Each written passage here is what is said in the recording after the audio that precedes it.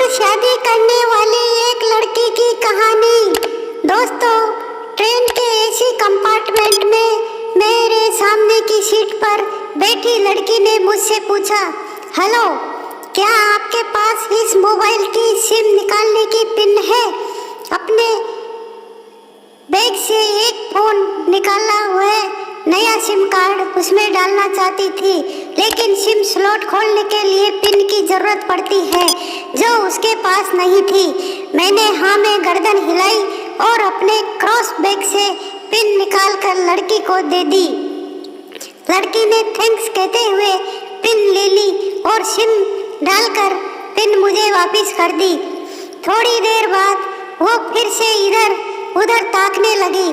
मुझसे रहा नहीं गया, मैंने पूछ लिया, कोई परेशानी?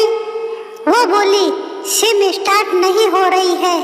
मैंने मोबाइल मांगा, उसने दिया। मैंने उसे कहा कि सिम अभी एक्टिवेट नहीं हुई है, थोड़ी देर में हो जाएगी।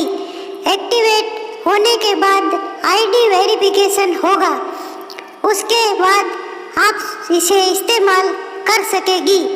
लड़की ने पूछा, आईडी वेरिफिकेशन क्यों? मैंने कहा, आजकल सिम वेरिफिकेशन के बाद एक्टिव होती है। जिस नाम से ये सिम उठाई गई है उसका ब्यौरा पूछा जाएगा, बता देना। लड़की बुदबुदाई।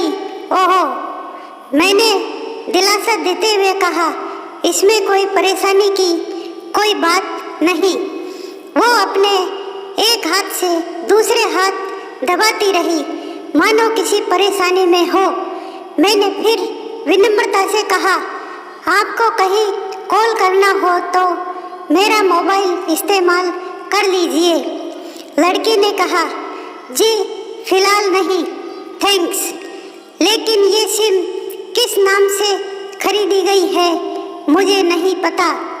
मैंने कहा, एक बार एक्टिव होने दीजिए, जिसने आपको सिम दी है उसी के नाम की होगी। उसने कहा, ओके, कोशिश करते हैं। मैंने पूछा, आपका स्टेशन कहाँ है? लड़की ने कहा, दिल्ली। और आप? लड़की ने मुझसे पूछा। मैंने कहा, दिल्ली ही जा रहा हूँ, एक दिन का काम है। आप दिल्ली में रहती है या? लड़की बोली, नहीं नहीं, दिल्ली में कोई काम नहीं, ना ही मेरा घर है वहाँ। तो मैंने उत्सुकतावश पूछा। वो बोली, दरअसल ये दूसरी ट्रेन है जिसमें आज मैं हूँ और दिल्ली से तीसरी गाड़ी पकड़नी है, फिर हमेशा के लिए आज़ाद। आज़ाद, लेकिन किस तरह की कैद से? मुझे फिर जिज्ञासा हुई, किस कैद में थी ये कम किस अल्हड़ सी लड़की? लड़की बोली, उसी कैद में थी जिसमें हर लड़की होती है, जहाँ घर वाले कहे शादी कर लो, जब जैसे कहे वैसा करो। मैं घर से भाग चुकी हूँ। मुझे ताज्जुब हुआ, मगर अपने ताज्जुब को छुपाते हुए मैंने हंसते हुए पूछा, अकेली भाग रही है आप? आपके साथ कोई नजर नहीं आ रहा? वो बोली, अकेली नहीं, साथ में है कोई। कौन? मेरे प्रश्न खत्म नहीं हो रहे थे। दिल्ली से एक और ट्रेन पकड़ूंगी, फिर अगले स्टेशन पर वो जनाब मिलेंगे और उसके बाद हम किसी को नहीं मिलेंगे। ओहो, तो ये प्यार का मामला है? उसने कहा, जी। मैंने उसे बताया कि मैंने भी लव मैरिज की है। ये बात सुनकर वो खुश हुई, बोली, वाओ, कैसी? कब? लव मैरिज की बात सुनकर वो मुझसे बात करने में रुचि लेने लगी। मैंने कहा, कब, कैसे, कहाँ? वो मैं बाद में बताऊंगा, पहले आप बताओ, आपके घर में कौन कौन है? उसके होशियारी बरतते हुए कहा, वो मैं आपको क्यों बताऊं? मेरे घर में कोई भी हो सकता है, मेरे पापा, माँ, भाई, बहन, या हो सकता है भाई ना हो, सिर्फ बहन हो, या ये भी हो सकता है कि बहनें ना हो और दो चार गुस्सा करने वाले बड़े भाई हो। मतलब मैं आपका नाम भी नहीं पूछ सकता। मैंने काउंटर मारा। वो बोली, कुछ भी नाम हो सकता है मेरा, टीना, मीना, रीना, कुछ भी। बहुत बातूनी लड़की थी वो। थोड़ी इधर उधर की बातें करने के बाद उसने मुझे टॉफी दी, जैसे छोटे बच्चे देते हैं क्लास में। बोली, आज मेरा बर्थडे है। मैंने उसकी हथेली से टॉफी उठाते बधाई दी और पूछा, कितने साल की हुई हो? वो बोली, 18। मतलब भागकर शादी करने की कानूनी उम्र हो गई आपकी। वो हंसी। कुछ ही देर में काफी फ्रैंक हो चुके थे हम दोनों, जैसे बहुत पहले से जानते हो एक दूसरे को। मैंने उससे बताया कि मेरी उम्र 35 साल है, यानी 17 साल बड़ा हूँ। उसने चुटकी लेते हुए कहा, लग तो नहीं रहे हो। मैं मुस्कुरा दिया। मैंने उससे पूछा, तुम घर से भागकर आई हो? तुम्हारे चेहरे पर चिंता के निशान जरा भी नहीं है। इतनी बेफिक्र मैंने पहली बार देखी। खुद की तारीफ सुनकर वो खुश हुई। बोली, मुझे उन जनाब ने, मेरे लवर ने पहले से ही समझा दिया था कि जब घर से निकलो तो बिल्कुल बिंदास रहना, घर वालों के बारे में बिल्कुल मत सोचना, बिल्कुल अपना मूड खराब मत करना, सिर्फ मेरे और हम दोनों के बारे में सोचना। और मैं वही कर रही हूँ। मैंने फिर चुटकी ली। कहा, उसने तुम्हें मुझ जैसे अनजान मुसाफिरों से दूर रहने की सलाह नहीं दी? उसने हंसकर जवाब दिया, नहीं, शायद वो भूल गया होगा ये बताना। मैंने उसके प्रेमी की तारीफ करते हुए कहा, वैसे तुम्हारा बॉयफ्रेंड काफ़ी टैलेंटेड है। उसने किस तरह से तुम्हें अकेले घर से रवाना किया, नई सिम और मोबाइल दिया, 3 ट्रेन बदलवाई ताकि कोई ट्रैक ना कर सके। Very talented person. लड़की ने हामी भरी। बोली, बहुत टैलेंटेड है वो, उसके जैसा कोई नहीं। मैंने उसे बताया कि मेरी शादी को 10 साल हुए हैं, एक बेटी है 8 साल की और एक बेटा है 1 साल का। ये देखो उनकी तस्वीर। मेरे फ़ोन पर बच्चों की तस्वीर देखकर उसके मुंह से निकल गया, सो क्यूट। मैंने उसे बताया कि ये जब पैदा हुए तब मैं कुवैत में था, एक पेट्रो कंपनी में बहुत अच्छी जॉब थी मेरी, बहुत अच्छी सैलरी थी। फिर कुछ महीनों बाद मैंने वो जॉब छोड़ दी और अपने ही कस्बे में काम करने लगा। लड़की ने पूछा, जॉब क्यों छोड़ी? मैंने कहा, बच्ची को पहली बार गोद में उठाया तो ऐसा लगा जैसे मेरी दुनिया मेरे हाथों में है। 30 दिन की छुट्टी पर घर आया था, वापस जाना था लेकिन जा ना सका। इधर बच्ची का बचपन खर्च होता रहे, उधर मैं पूरी दुनिया कमा लूं तब भी घाटे का सौदा है। मेरी 2 टके की नौकरी, बचपन उसका लाखों का।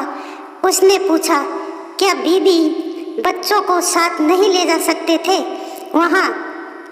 मैंने कहा, काफ़ी टेक्निक मामलों से गुजरकर एक लंबे समय के बाद रख सकते हैं। उस वक्त ये मुमकिन नहीं था। मुझे दोनों में से एक को चुनना था, आलीशान रहन सहन के साथ नौकरी या परिवार। मैंने परिवार चुना। अपनी बेटी को बड़ा होते देखने के लिए मैं कुवैत वापस गया था, लेकिन अपना इस्तीफा देकर लौट आया। लड़की ने कहा, वेरी इम्प्रेसिव। मैं मुस्कुराकर खिड़की की तरफ देखने लगा। लड़की ने पूछा, अच्छा, आपने तो लव मैरिज की थी न? फिर आप भागकर कहाँ गए? कैसे रहे और कैसे गुजरा वो वक्त? उसके हर सवाल और हर बात में मुझे महसूस हो रहा था कि ये लड़की लकड़पन के शिकार पर है, बिल्कुल नासमझ और मासूम छोटी बहन सी। मैंने उसे बताया कि हमने भागकर शादी नहीं की और ये भी है कि उसके पापा ने मुझे पहली नज़र में सख्ती से रिजेक्ट कर दिया था। उन्होंने आपको रिजेक्ट क्यों किया? लड़की ने पूछा। मैंने कहा, रिजेक्ट करने का कुछ भी कारण हो सकता है। मेरी जाति, मेरा काम, घर, परिवार बिल्कुल सही। लड़की ने सहमति दर्ज कराई और आगे पूछा, फिर आपने क्या किया? मैंने कहा, मैंने कुछ नहीं किया। उसके पिता ने रिजेक्ट कर दिया। वहीं से मैंने अपने बारे में अलग से सोचना शुरू कर दिया था। खुशबू ने मुझे कहा कि भाग चलते हैं। मेरी वाइफ का नाम खुशबू है। मैंने 2 टूक मना कर दिया। वो 2 दिन तक लगातार जोर देती रही कि भाग चलते हैं। मैं मना करता रहा। मैंने उसे समझाया कि भागने वाले जोड़े में लड़के की इज्जत पर कोई खास फर्क नहीं पड़ता, जबकि लड़की के पूरे कुल की इज्जत भूल जाती है। भगाने वाला लड़का उसके दोस्तों में हीरो माना जाता है, लेकिन इसके विपरीत जो लड़की प्रेमी संग भाग रही है वो उल्टा कहलाती है। मोहल्ले के लड़के उसे चालू कहते हैं। बुराइयों के तमाम शब्दकोश लड़की के लिए इस्तेमाल किए जाते हैं। भागने वाली लड़की आगे चलकर 60 साल की वृद्धा भी हो जाएगी, तब भी जवानी में किए उस कांड का कलंक उसके माथे पर से नहीं मिटता। मैं मानता हूँ कि लड़का लड़की को तोलने का ये दोहरा मापदंड गलत है, लेकिन हमारे समाज में है तो सही। ये नजरिया गलत है, मगर सामाजिक नजरिया यही है। वो अपने नीचे का होठ दांतों तले पीसने लगी। उसने पानी की बोतल का ढक्कन खोलकर एक घूंट पिया। मैंने कहा, अगर मैं उस दिन उसे भगा ले जाता तो उसकी माँ तो शायद कई दिनों तक पानी भी ना पीती। इसलिए मेरा हिम्मत ना हुई कि ऐसा काम करूं। मैं जिससे प्रेम करूं उसके माँ बाप मेरे माँ बाप के समान ही है, चाहे शादी ना हो तो ना हो। कुछ पल के लिए वो सोच में पड़ गई, लेकिन मेरे बारे में और अधिक जानना चाहती थी। उसने पूछा, फिर आपकी शादी कैसे हुई? मैंने बताया कि खुशबू की सगाई कहीं और कर दी गई थी। धीरे धीरे सब कुछ नॉर्मल होने लगा था। खुशबू और उसके मंगेतर की बातें भी होने लगी थी फोन पर, लेकिन जैसे जैसे शादी नजदीक आने लगी उन लोगों की डिमांड बढ़ने लगी। डिमांड मतलब? लड़की ने पूछा। डिमांड का एक ही मतलब होता है, दहेज की डिमांड। परिवार में सबको सोने से बने तोहफे दो, दूल्हे को लग्जरी कार चाहिए, सास और ननद को नेकलेस दो, वगैरह वगैरह। बोले, हमारे यहाँ रीत है। लड़का भी इस रीत की अदायगी का पक्षधर था। वो सगाई मैंने तुड़वा डाली, इसलिए नहीं कि सिर्फ मेरी शादी उससे हो जाए, बल्कि ऐसे लालची लोगों से खुशबू कभी खुश नहीं रह सकती थी। न उसका परिवार। फिर किसी तरह घर वालों को समझा बुझा कर मैं फ्रंट पर आ गया और हमारी शादी हो गई। ये सब किस्मत की बात थी। लड़की बोली, चलो अच्छा हुआ आप मिल गए, वरना वो गलत लोगों में फंस जाती। मैंने कहा, जरूरी नहीं कि माता पिता का फैसला हमेशा सही हो, और ये भी जरूरी नहीं कि प्रेमी जोड़े की पसंद सही हो। दोनों में से कोई भी गलत या सही हो सकता है। काम की बात यहाँ ये है कि कौन ज़्यादा वफादार है। लड़की ने फिर से पानी का घूंट लिया और मैंने भी। लड़की ने तर्क दिया कि हमारा फैसला गलत हो जाए तो कोई बात नहीं, उन्हें ग्लानि नहीं होनी चाहिए। मैंने कहा, फैसला ऐसा हो जो दोनों का हो, बच्चों और माता पिता दोनों की सहमति, वो सबसे सही है। बुरा मत मानना, मैं कहना चाहूँगा कि तुम्हारा फैसला तुम दोनों का है, जिसमें तुम्हारे पेरेंट्स शामिल नहीं है। ना ही तुम्हें इसका असली मतलब पता है अभी। उसने पूछा, क्या है इसका सही अर्थ? मैंने कहा, तुम इश्क में हो, तुम अपना सब कुछ छोड़कर चली आई, ये सच्चा इश्क है। तुमने दिमाग पर जोर नहीं दिया, ये इश्क है। फायदा नुकसान नहीं सोचा, ये इश्क है। तुम्हारा दिमाग दुनियादारी के फितूर से बिल्कुल खाली था। उसी खाली जगह में इसका फितूर भर दिया गया। जिन जनाब ने इसको भरा, क्यों वो इश्क में नहीं है, यानी तुम जिसके साथ जा रही हो वो इश्क में नहीं, बल्कि होशियारी हीरोगिरी में है। जो इश्क में होता है वो इतनी प्लानिंग नहीं कर पाता है, 3 ट्रेनें नहीं बदलवा पाता है, उसका दिमाग इतना काम ही नहीं कर पाता। कोई कहे मैं आशिक हूँ और वो सातिर भी हो, ये नामुमकिन है। मजनू इश्क में पागल हो गया था, लोग पत्थर मारते थे उसे, इश्क में उसकी पहचान तक मिट गई। उसे दुनिया मजनू के नाम से जानती है, जबकि उसका असली नाम केस था। जो नहीं इस्तेमाल किया जाता वो सातिर होता तो कैसे से मजनू न बन पाता। फरहाद ने सीरी के लिए पहाड़ों को खोदकर नहर निकाल डाली थी और उसी नहर में उसका लहू बहा था। वो इश्क था। इश्क में कोई फकीर हो गया, कोई जोगी हो गया, किसी माजी ने पहाड़ तोड़कर रास्ता निकाल लिया, किसी ने अतिरिक्त दिमाग नहीं लगाया, चालाकी नहीं की। लालच, हवस और हासिल करने का नाम इश्क नहीं है। इश्क समर्पण करने को कहते हैं, जिसमें इंसान सबसे पहले खुद का समर्पण करता है, जैसे तुमने किया। लेकिन तुम्हारा समर्पण हासिल करने के लिए था, यानी तुम्हारे इश्क में लालच की मिलावट हो गई। लड़की अचानक खो सी गई। उसकी खिलखिलाहट और खिलखिलाहटपन एकदम से खामोशी में बदल गया। मुझे लगा मैं कुछ ज्यादा बोल गया, फिर भी मैंने जारी रखा। मैंने कहा, प्यार तुम्हारे पापा तुमसे करते हैं, तुम दिनों बाद उनका वजन आधा हो जाएगा। तुम्हारी माँ कई दिनों तक खाना नहीं खाएगी, न पानी पिएगी, जबकि आपको अपने आशिक को आजमा कर देख लेना था। ना तो उसकी सेहत पर फर्क पड़ता, ना दिमाग पर। वो अक्लमंद है, अपने लिए अच्छा सोच लेता। आजकल गली मोहल्ले के हर तीसरे लौंडे लफांडे को जो इश्क हो जाता है वो इश्क नहीं है, वो सिनेमा जैसा कुछ है, एक तरह की स्टंटबाजी, डेयरिंग, अलग कुछ करने का फितूर और कुछ नहीं। लड़की का चेहरे का रंग बदल गया।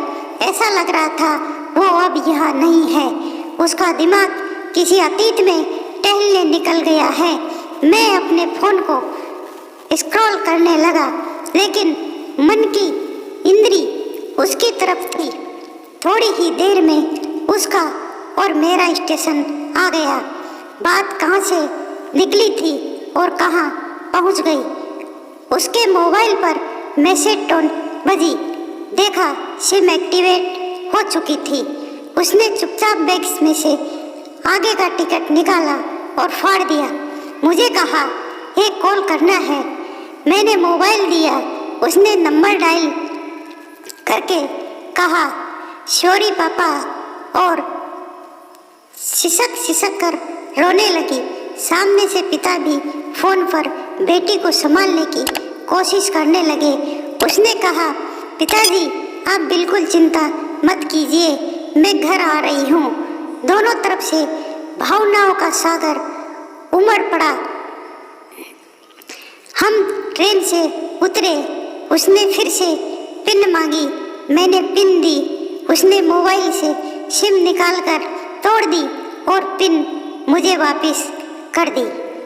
दोस्तों, ये थी एक भागकर शादी करने वाली लड़की की कहानी। यदि पसंद आई हो तो लाइक और सब्सक्राइब करना न भूलें और इसको दोस्तों के साथ शेयर करें, जिसे किसी बेटी की